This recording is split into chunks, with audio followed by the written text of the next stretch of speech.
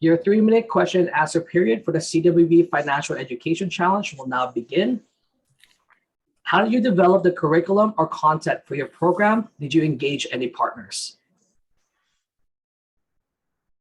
Yeah, so for this one, we didn't necessarily consultate anyone outside of the program, but many of our people involved in the program are actually business students.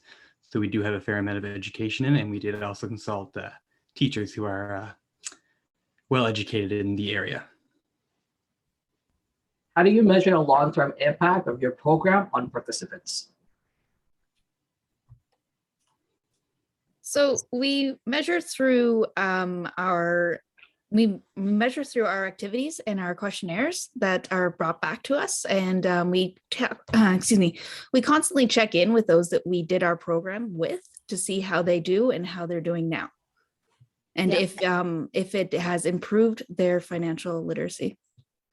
And to add to that, Charleston, we also like to keep great contact with the program facilitators and teachers. So we get a lot of anecdotal feedback back from them saying how their students and their participants have actually been asking about more presentations and asking more about aspects of financial literacy because of the presentations.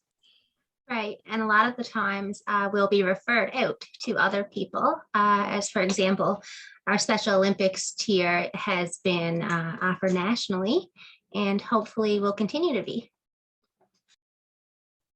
What was the biggest challenge you faced when implementing this project, and how did you overcome it? One of the biggest challenges that we faced was such a high demand for our program, and we have such a small team, so we had to kind of spread out.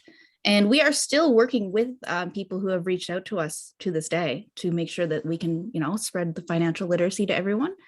Also creating the inclusive project that made no reference to age and gender. That was a really good big challenge that we overcame. So inclusivity is very important to us.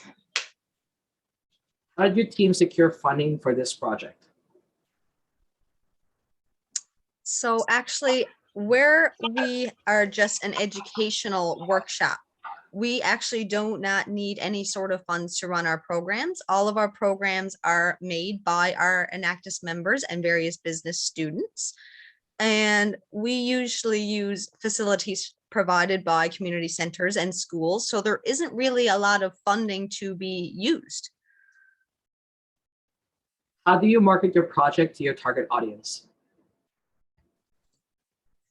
For that one, we've introduced a few. You go ahead.